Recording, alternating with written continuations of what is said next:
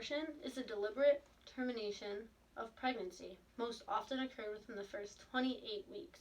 But now things have changed and people are able to abort a child even after giving birth. There are people that claim actual people's well-being could be threatened by the new, even if healthy, child requiring energy, money, and care which the family might happen to fall short of. They observe accordingly. If economic, social, or psychological circumstances change, such that taking care of the offspring becomes an unbearable burden on someone, then people should be given the chance of not being forced to do something they can't afford. Now, I'm arguing against this statement on 3 grounds. The first one being financially. These parents had 9 months to prepare for this child financially, and even if by that time they're not able to, then there's always the cost-free option of adoption. Number 2, they say forced, but were you forced to participate in the act of sexual intercourse that leads to the conception of a newborn child? I don't think so, so that one's off the table. And number 3, you can't get rid of something just because you don't like the way that it turned out. For example, Down syndrome. Most women, when they see in a sonogram that their child is going to be born with Down syndrome, they want to get rid of the problem and abort the child. It's kind of sad, actually. My poser stated, women who are denied an abortion are more likely to initially experience higher levels of anxiety, lower life satisfaction, and lower self-esteem compared with women who received an abortion. The key word here is initially. I hate to tell you, but 50 to 75% of all women who have just given birth experience most of these same symptoms. It's called either postpartum blues, postpartum depression, or postpartum psychosis. One source states, as many as 50 to 75% of new mothers experience the baby blues after delivery. Up to 15% of these women will develop a more severe and long-lasting depression called postpartum depression after delivery. 1 in 1,000 women develop the more serious condition called postpartum psychosis.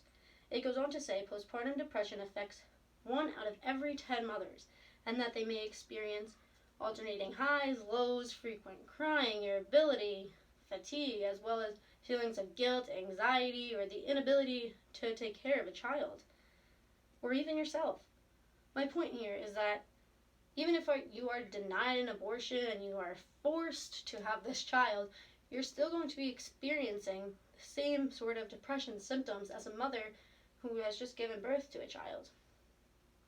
My opposer's main value is that it's selfish to bring a child into this world if they're not able to take care of it the way that they would like to. Now, if anything, this is the opposite of selfish. It was the mother's choice to participate in sexual intercourse which makes both her and the father responsible for having this child and taking care of it. Most mothers already experience ups and downs after giving birth, so that's just a pathetic excuse for not wanting to take care of a child. Either way, you're going to be hurting one life form or another, but because some people are naive and tend to think of this new infant as not considered a human being yet, they don't think that that's still hurting the infant, but I hate to tell you, you're wrong. There are many children that come from terrible upbringings and they still make success for themselves. That's not up to the parent to decide. By having an abortion, you're taking away this infant's chance to make a life for itself. There are consequences to all of these actions. There were so many affordable ways to prevent yourself from having this child, such as birth control or condoms, or even just not participating in the act. Now, these 2 parents might not have wanted to spend the $10 or so on a box of condoms, but now this child is going to cost a whole lot more. But in the end, they thought of their desires and their own wants, then they didn't think of the consequences that could have occurred from it. So now they think, oh, well, let's continue to do that by having an abortion. I'm still only thinking of my wants and my desires and forgetting about someone else's. So this isn't going to be stood for.